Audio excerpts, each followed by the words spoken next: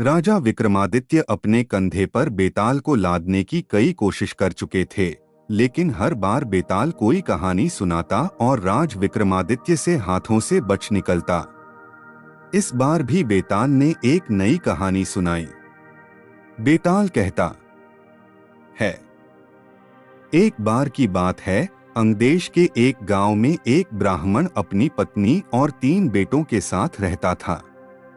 एक बार ब्राह्मण ने अपने तीनों बेटों के बुलाया और कहा कि हमारे तालाब के लिए एक कछुए की जरूरत है। कल तुम तीनों समुद्र के पास जाकर वहां से कछुआ पकड़ कर ले आना। तीनों ने हाँ कर दी और दूसरे दिन तीनों माता पिता का आशीर्वाद लेकर समुद्र की ओर चल पड़े। वहां तीनों का एक बड़ा सा कछुआ दिखाई दिया, लेकिन तीनों में से कोई भी उसे उठाने के लिए तैयार नहीं हुआ। उनमें से सबसे बड़ा भाई बोला, मैं कछुए को नहीं उठाऊंगा, इससे बहुत गंदी बदबू आ रही है। दूसरे नंबर के भाई ने कहा, मैं भी इसे नहीं उठाऊंगा, मुझे भी इससे गंदी बदबू आ रही है। तीसरे नंबर के भाई की बारी आई तो उसने कहा, मैं भी इसे नहीं उठा सकता, मैं बहुत कोमल हूँ। तीनों में झगड़ा शुरू हो गया और यह मामला राज दरबार तक पहुंच गया। राजा ने कहा, इस प्रकार का मामला मेरी जिंदगी में पहली बार आया है, इसका न्याय मैं कल सुबह करूंगा।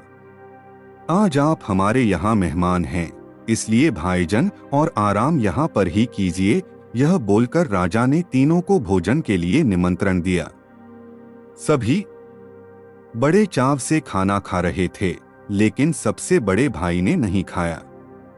राजा ने जब उससे पूछा तो उसने कहा, चावल में से श्मशान में जले हुए मुर्दे की बदबू आ रही है। राजा ने इस बात का पता किया तो मालूम हुआ कि चावल किसी श्मशान के पास के खेत से लाए गए हैं। यह देखकर राजा बहुत खुश हुआ। सभी लोग खाना खाकर शाम को संगीत सुनने के लिए बैठ गए। तब दूसरे नंबर के भाई ने राजा से निवेदन किया कि वो मृदंग बजाना चाहता है। राजा की आज्ञा से वो गायिका के पास जाकर जैसे ही बैठा तो तुरंत खड़ा होकर दूर बैठ गया।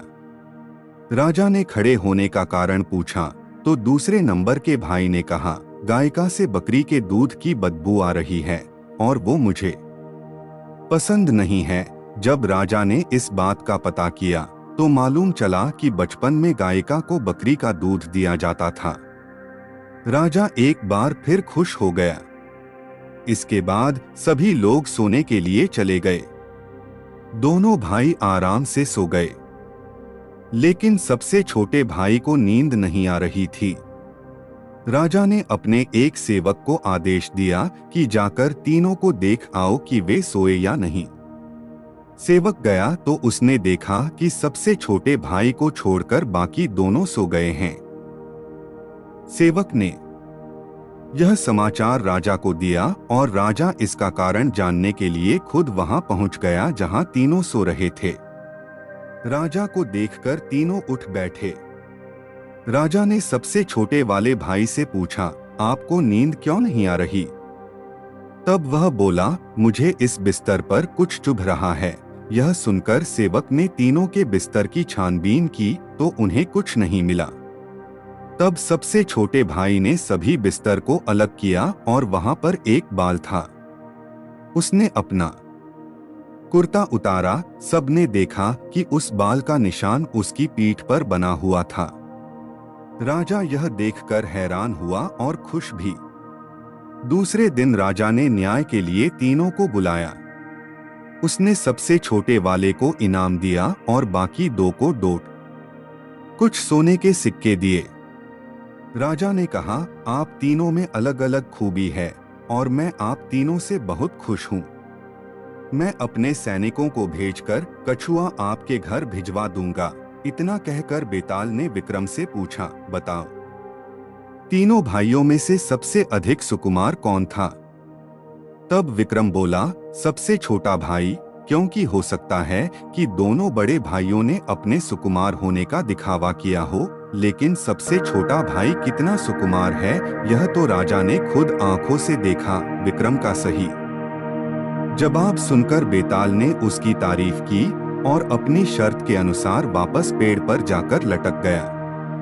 कहानी से सीख, कभी भी उन गुणों को उजागर नहीं करना चाहिए जो हम में नहीं है।